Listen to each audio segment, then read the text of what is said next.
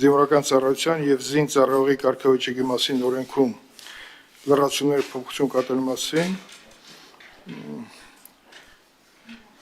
հիմնական զեկուցող Հայկ Սարգսյան, բայց չէ, բերեք այսպես անենք, որ երկրորդ հարցը Պաշտպանության նախարարին տանք հնարավորություն առաջին կետի երկրորդ հարցը զինվորական ծառայության եւ զինծառայողի կարգավիճակի մասին օրենքում փոփոխություն լրացում կատարելու մասին հիմնական զեկուցող Սուրեն Պապիկյան, պարոն նախարար, խնդրեմ, հերթականությունը հետագայում կմնա նույնը, առաջինը կմնա իր տեղում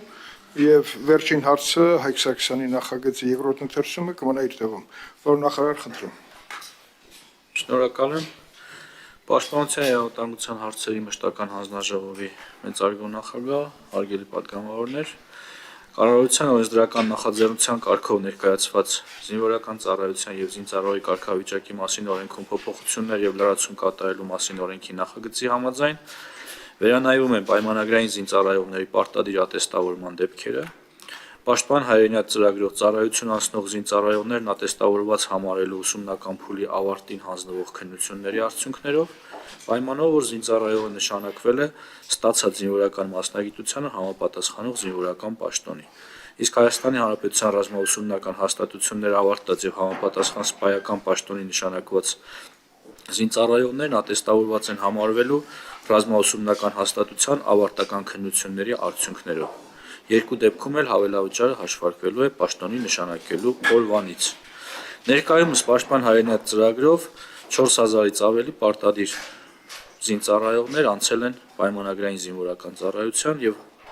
հոսքն ավելացման միտում ունի, որի կապակցությամբ առաջարկվում է Պաշտպան հայրենիաց ծրագրով հնգամյա առաջին պայմանագրի ժամկետը լրանալուց հետո 2 կամ 5 տարով հերթական պայմանագիր կնքող զինծառայողների համար եւս նախատեսել պայմանագրի ժամկետի ավարտից հետո պատվովճար ստանալու հնարավորություն։ 2 տարվա դեպքում 1.5 միլիոն, 5 տարվա դեպքում 5 միլիոն դրամ։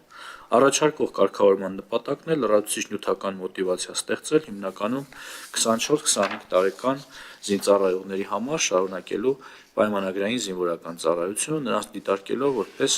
արհեստավարժ զինված ուժեր ունենալու կառավարության տեսլականի հիմնական կրողներ, որոնց փաստացի աշխատանքային գործունեությունը կապվում է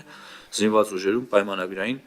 զինվորական ծառայություն անցնելու հետ։ Ընդ որում, առաջարկող կարգավորման առաջընթաց տեսլականը նաև այն է, որ արդեն իսկ երկրորդ պայմանագրից հետո առավելագույնը 30-ամյա տարիքում ունենալով մինչև 10 տարվա զինվորական ծառայության ստաժ նշված զինծառայողների մեծամասնությունը կրկին կշարունակի զինվորական ծառայությունը։ Հարգելի գործընկերներ, խնդրում եմ հավանություն տալ օրենքի նախագծին։